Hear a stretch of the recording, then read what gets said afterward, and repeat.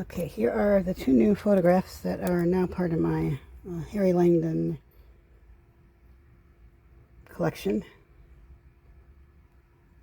Harry and Rose in 1915. He was 31. Sorry, do math in my head. He's 31 here. And here's the other. This one's a little faded. And there's this one's better. There he's more recognizable.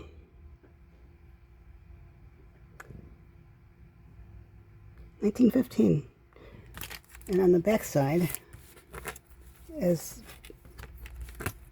I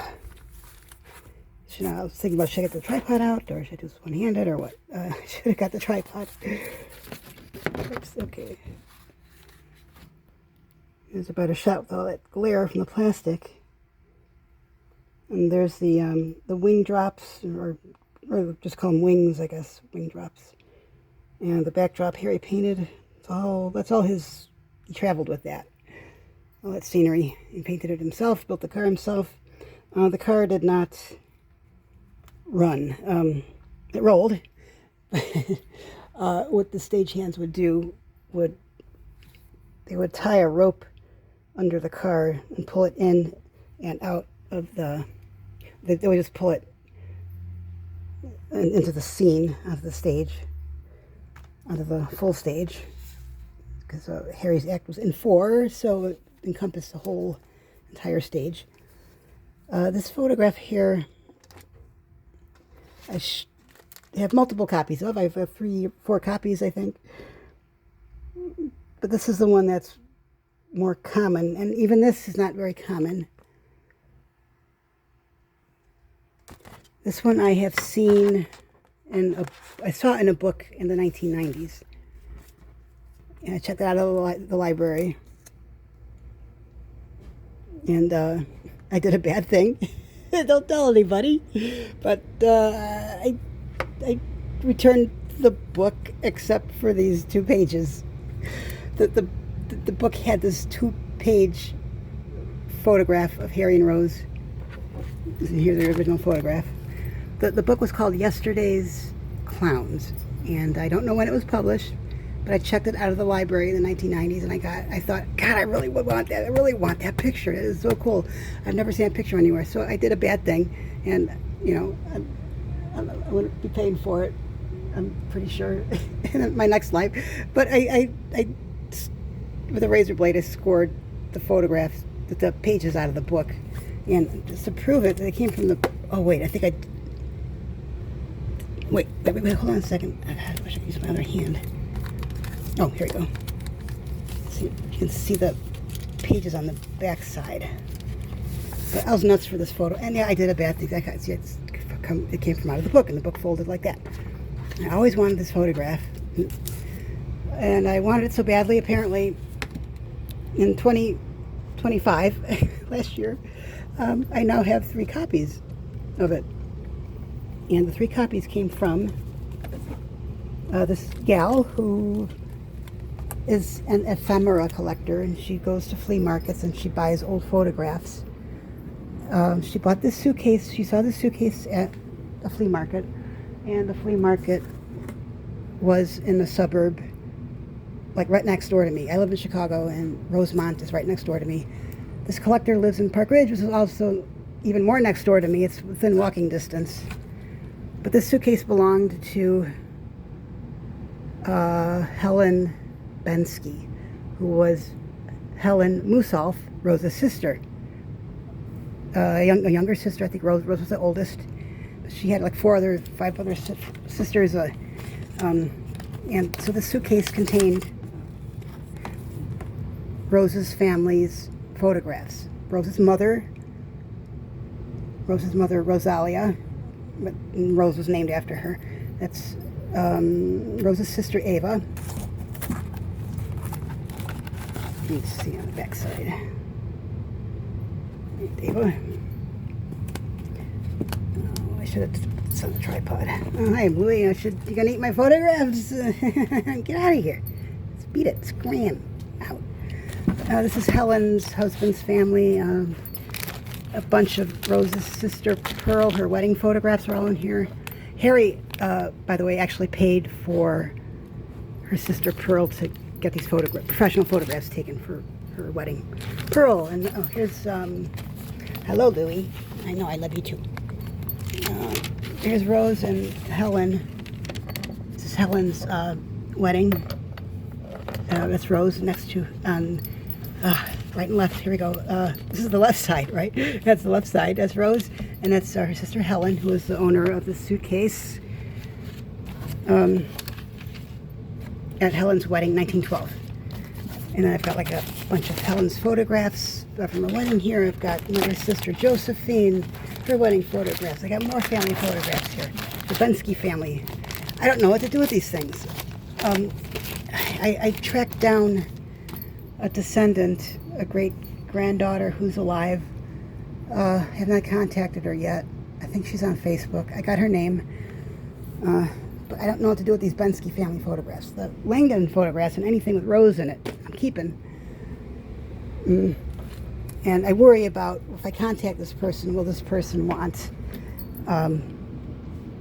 the Langdon photographs too? I mean, the ownership thing is kind of fuzzy. You know what I'm saying? And I don't know how they ended up in the flea market. I don't know how this ended up in the flea market in Rosemont. And this came from Milwaukee, Wisconsin. The Benski family all lived in Milwaukee, Wisconsin, or thereabouts. So somebody inherited the suitcase. Somebody didn't want it. I don't know. I have no idea what the history of the suitcase. I don't know how it got from Milwaukee to Rosemont to me. And also within that suitcase, here's all the... I made a video on YouTube last year regarding all these photographs that were in the suitcase. These all came from the suitcase too. These are all of Rose, Harry. They're all Rose. A lot of Rose. Already talked about these in a prior video. This one of Harry is my absolute favorite from 1907 or 06. Back before, and here, you can see, so there's the actual photograph taken. And here's how it was used to advertise the act. See, it's the same image. I found this online. It's a crappy low-res image, but I have her and Rose in the actual photograph there. That's Tully, Harry's younger brother, and that's Harry from there. And this is some kind of advertisement, like A Night on the Boulevard. Blah, blah. So I got these July of 2025, and I'm not going to say how much I paid for them, but you know what? It's a miracle. They were put in my path, so I tried my best to acquire them in a financial manner. Made a negotiation. We negotiated the price, and I got the cash. So there we go. This here I showed in the video on YouTube is hold on. This is very fragile, and I'm doing it one-handed. This it's a postcard. I never showed the back of it in the video. Postcard advertising the act in 2021. And it's Rose's sister, Cecilia. And I don't think they said Cecil. I think they might have said Cecil. I had an aunt named Cecilia, and we always called her Aunt Seal. So I don't know what... Yeah, anyway, that's whatever. And this photograph album I showed off already in that previous video, and my biggest mistake in that video is assuming that Helen wrote all the descriptions. Oops. That was my initial mistake. Somehow, I had an aha moment. You can see there's Rose's mom. I showed in a previous photograph. Louis, get away from the suitcase. My puppy's down here. And there's so many smells. Wonderful smells of antique paper that he's being drawn to right now. So I had an aha moment. Oh, where is that picture? Here. Okay. I assumed Rose's sister Helen had wrote all the descriptions in here in this book. And like I said in a previous video from last year, this is a snapshot album of pictures that Harry, Rose, or Tully took during their travels during the period of 1911 to 1913. Sometimes Rose would take the picture, like in this instance, they got off the train. It's Harry there on this side. I made a mistake in the video saying that was Harry. Not Harry. This is Harry right here. Harry's sister Gertrude, Harry's younger brother Tully. Suitcases, Rose took the picture. And here's the aha moment. The aha moment is here. When Harry, the description says Harry, Claude, and Jim in our yard. Okay, Harry, right? Harry, Tully, whose real name was Jim. I mean, his first name was Jim. His middle name was Tully, but he went by Tully. And that's Claude, Harry's younger brother. Notice that Claude is spelled with no E at the end.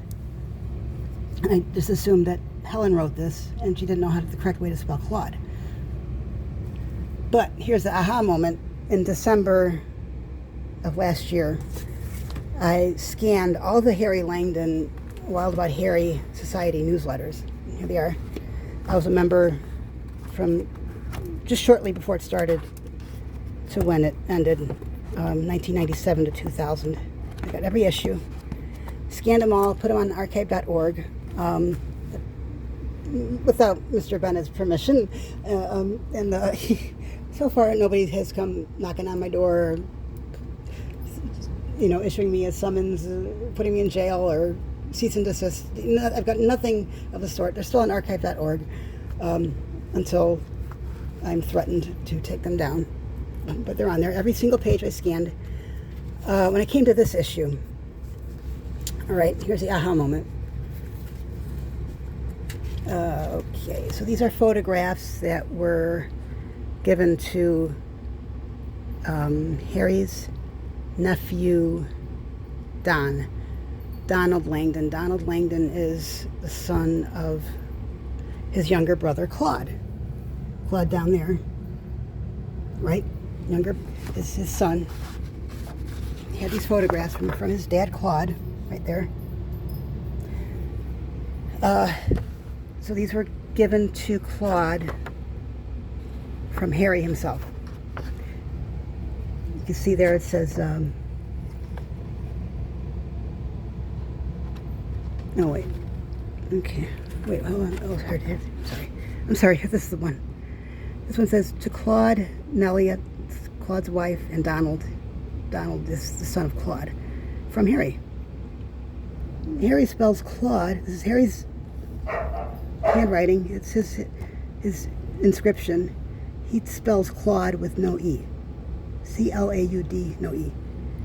And that's when I was scanning this, I saw this picture in my mind of the misspelling of Claude. And it finally occurred to me that Harry is the one who probably glued these pictures into the Snapshot album and wrote the descriptions. This is all Harry's writing based on the misspelling of Claude. Harry never spelled his brother Claude's name with an E. As you can see in this picture that Harry, from Picking Peaches, that Harry signed and gave to his brother Claude in the 20s. And this came from Donald Langdon's collection, who passed away in 2005. I never got to meet him. But that's my eureka moment right there when I was scanning these newsletters in December last year for archive.org. I saw that misspelling of Claude, and it finally occurred to me that Harry, ding dong, hello, wrote these inscriptions. I now have all the names of the cousins, because I went to oh no, sorry, jeez, get my websites mixed up here. The FamilySearch.org website, which has all this great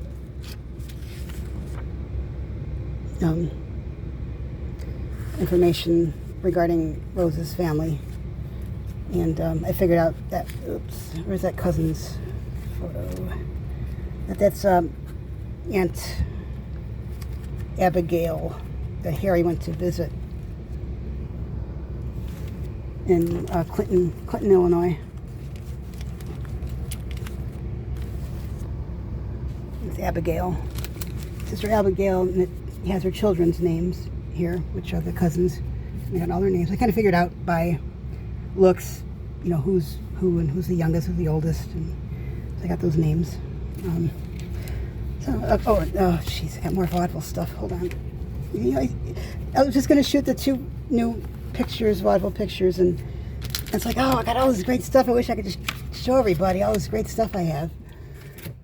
This is just the tip of the iceberg, because, all my Langdon, hundreds of stills, 300 stills, lobby cards, 100 lobby cards, 300 stills. I've got quite a bit of vaudeville-related items now.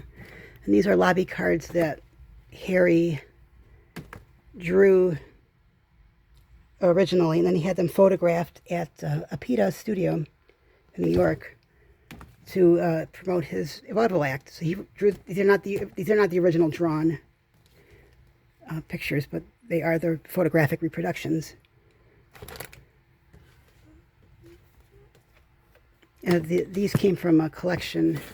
Well, most of my collection came from a former Harry Langdon advocate collector, who he probably had the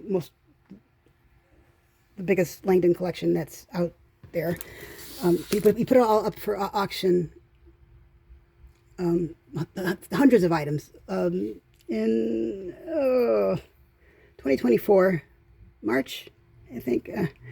But the auction took place at Potter & Potter in Chicago, which is just a few blocks away from where I grew up in Portage Park and lived for the first 25 years of my life.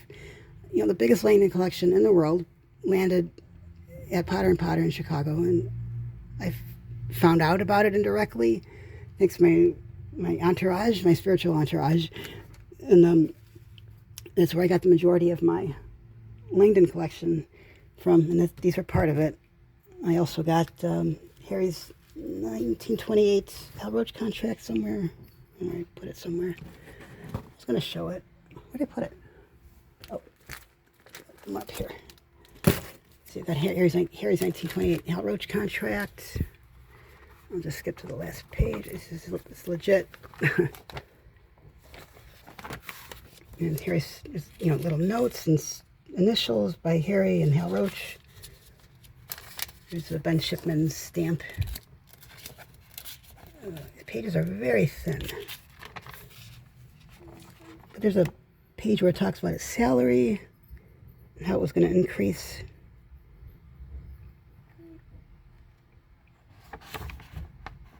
It was going to go up to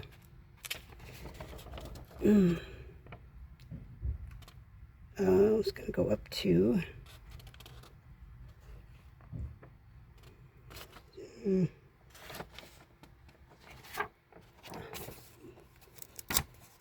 pages are so thin. Here it is. It's going to go up to $7,250 a week at the end of the 3rd year. So he was initially going to sign up for a 3-year contract, and he left after the 1st year because he thought the grass was greener on the other side. He thought he wanted to be in features again. He wanted to be a feature comedian, not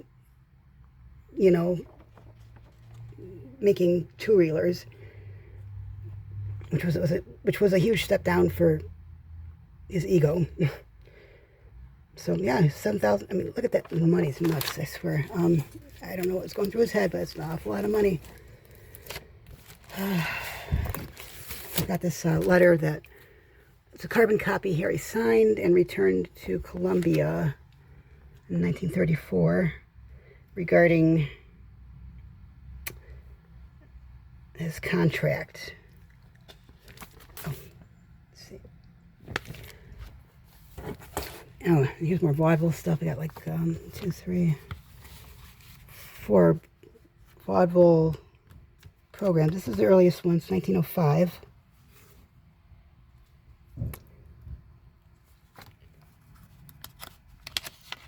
Oh, let's see. 1905. Harry was appearing in this production called My Partner.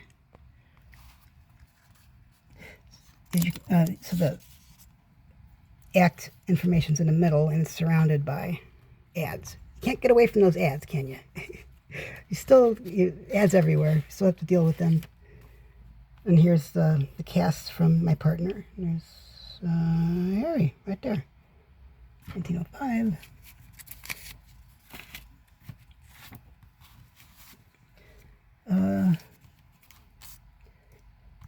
This is 1909. Majestic Theater in Chicago. Apparently, he appeared here at the Majestic Theater often. Majestic Theater is still in business. They're still doing Broadway shows. And they misspelled his character's name here. It should be Johnny Flat Tire. And there's Tully, who played the waiter, the policeman, and the chauffeur.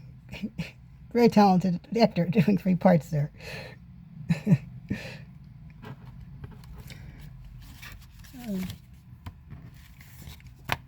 This is 1913. Oh, no, I'm sorry, 1921. 1921.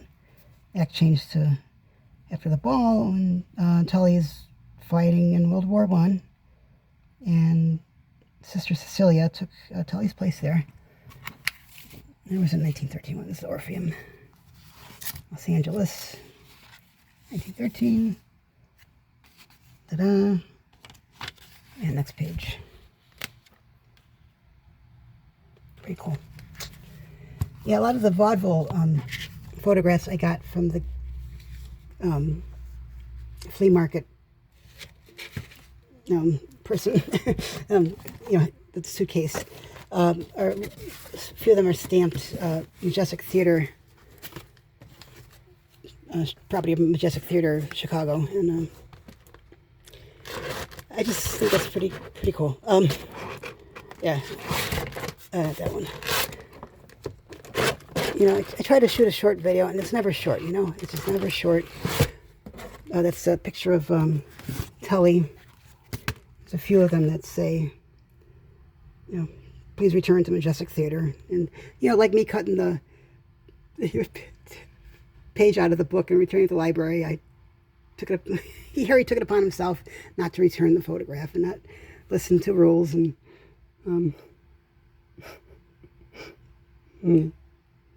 to be returned. And Harry's like, that's a good picture of my brother. I'm going to keep that. I got so much stuff to show him. Oh, there's another vaudeville large magazine. Where did it go? Up here. It's up here. Nope. Those are the... Oh, those are my scripts. I got a couple of scripts, too. I say, I got it, like, it just landed in my lap. Somebody just gave it to me. No, it requires a large sum of money. And, either borrowed or cash. I'm looking for... Oh, here it is. This is a New York Star, 1914. Excuse me, 1 minute. Hard to get out. New York Star. What did I say? Page 8. Okay, New York Star, page 8. That is page 6. Almost there. Ah, there he is. There he is. 1914.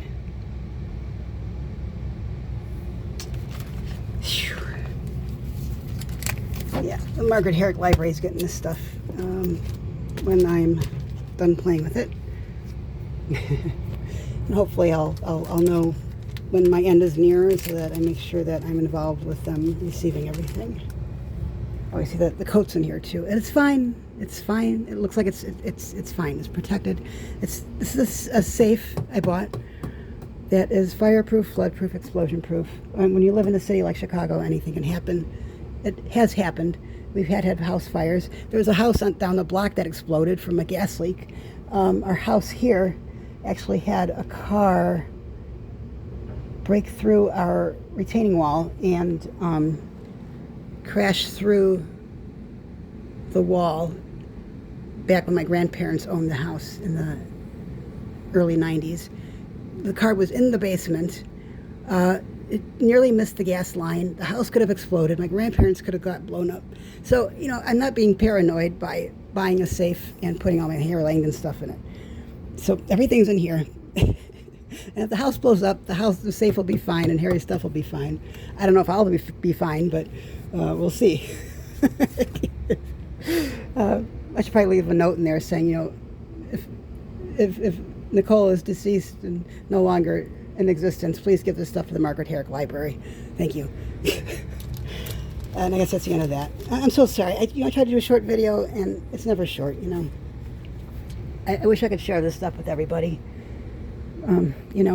But the best I can do is, and safely do, is to give it to the library. Maybe a book. I don't know. I have to collaborate with somebody because I'm an artist. I'm too right-brainy to write a book, and I don't know what the angle of the book would be. But it's in my realm of possibilities. A book. I think this is longer than that first video I shot. Holy moly.